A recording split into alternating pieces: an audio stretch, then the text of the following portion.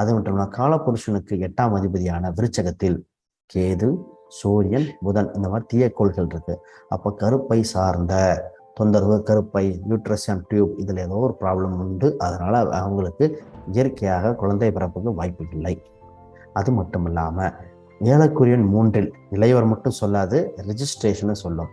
அப்போ அன்னைக்கு நான் சொல்லியிருந்தேன்னா, இவங்களுக்கு திருமணம் இப்போ நடந்தது உலகத்துக்கு தெரிஞ்ச திருமணமாக இருக்கலாம், அல்லது ஆல்ரெடி ரெஜிஸ்டர் மேரேஜ் ஒன்று நடந்திருக்கலாம். அப்போ இப்போ சொல்ல போகிறது என்னென்னா, இவங்களுக்கு 2 பாயிண்ட் தான். இவங்களுக்கு நடந்த திருமணம் இப்போது முன்னாடியே இல்லை, உண்மை இல்லாமல் முன்னாடியே ஒரு ரெஜிஸ்ட்ரேஷன் மேரேஜ் நடந்திருக்கும். அப்போ இவங்களுக்கு 5 வருஷம் கழித்து அந்த ப்ராசஸ் எல்லாமே கரெக்டாக வந்திருக்கும்.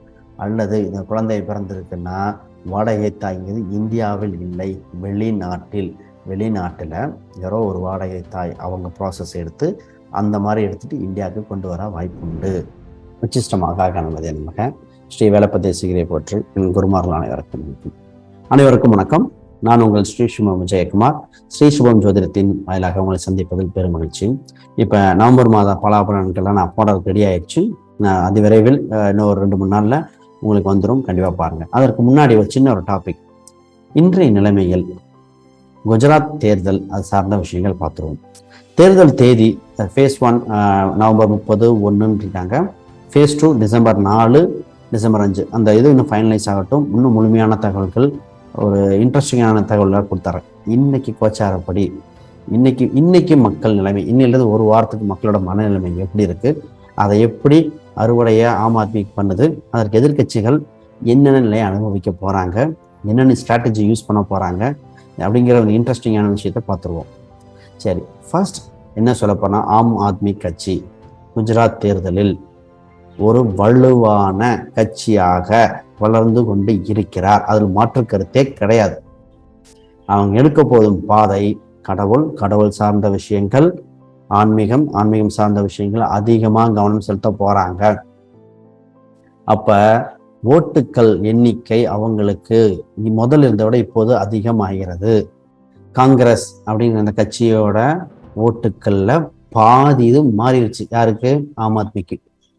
அந்த அளவுக்கு வலுவான நிலையில் இருக்காங்க. இப்ப எலெக்ஷன் டேட் இன்னிலிருந்து ஒரு வாரத்தில் வச்சா எதிர்கட்சியா இருக்கிற பிஜேபிக்கு, அதாவது ஆளும் கட்சியா இருக்கிற பிஜேபிக்கு ரொம்ப இக்கட்டான சூழ்நிலைன்னே சொல்லுவோம். அந்த அளவுக்கு இருக்கு. சரி, இதை தாண்டி அடுத்தது என்னென்ன பண்ண போறாங்க அப்படின்னா, குஜராத் மக்கள் மனநிலைமை இன்றைக்கு ஆம் ஆத்மி பக்கம் இருக்கு. இன்னும் ஒரு வாரத்துக்கு அப்படிதான் இருக்க போகுது. அதை பயன்படுத்தி ஒரு மனநிலைமையில இன்னும் அறுவடை செய்ய போறாங்க. சரி, பல இடங்கள்ல இந்த வருகின்ற தேர்தலில் பல இடங்கள்ல எம்எல்ஏ சம்பந்தப்பட்ட இடம்ல அவங்களுக்கு உண்டு அப்படின்னு தெரிஞ்சு ஆம் ஆத்மி கட்சிக்கு பல இடங்கள்ல வெற்றி பெற போறாங்க. எவ்வளவு வெற்றி பெறுவாங்க, இந்த மாதிரி நிலைமை அப்படிங்கிறது பின்னாடி பார்ப்போம். அது இன்னும் டேட்டுகள் ஃபைனலைஸ் ஆகணும். அந்த நிலைமையை வச்சுதான் எந்த கட்சி வலுவா இருக்கு, எவ்வளவு துல்லியம், அதெல்லாம் அப்பதான் வரும். பட் அவங்க வெற்றி பெறுவது ஓட்டு எண்ணிக்கையில அவங்க உள்ள களத்துல இறங்கிட்டாங்க. இது எதிர்கட்சி நிறைய கட்சிகள் இருக்கு, அவங்களுக்கு எதிராக இருக்கிற பல கட்சிகளுக்கு ஒரு தொந்தரவே. இதைய இப்பொழுது ஆளுகின்ற கட்சிகள் எப்படி கையாள போறாங்கன்னு பார்ப்போமா. கடுமையான மன உளைச்சல் கொடுக்க போறாங்க. பண சிக்கல், பணம் சார்ந்த விஷயங்களை நெருக்கடி கொடுக்க போறாங்க.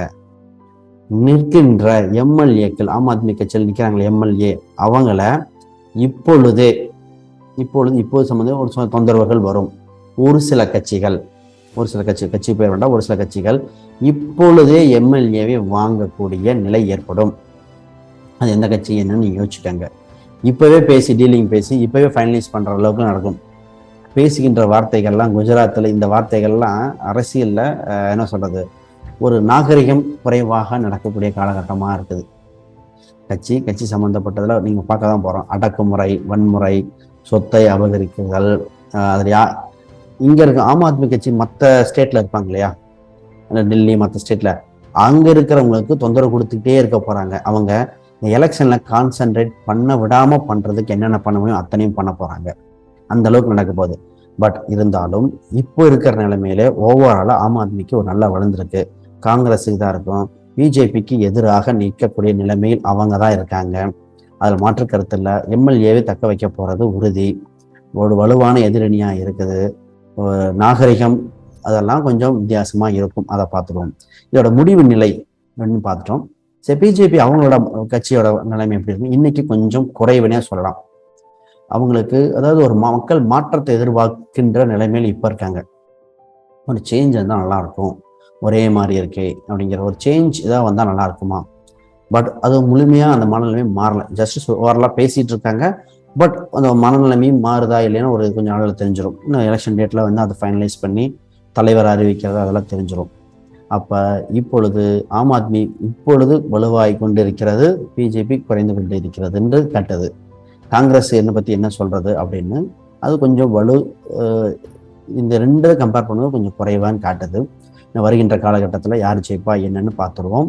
இந்த நிலைமை எப்படி மாறுது, யாருக்கு ப்ளஸ் அதிகம், யாருக்கு மைனஸ் அதிகம், பொலிட்டிக்கல் எப்படி போகுது, கட்சிகள், அரசியல், அது மட்டும் இல்லாமல் நியூஸ் சம்மந்தப்பட்டவங்க எப்படி ஹெல்ப் பண்ணுறாங்க அப்படிங்கிற விஷயம்லாம் பின்னாடி தெளிவாக விளக்க முடியுங்க. மிக்க நன்றி.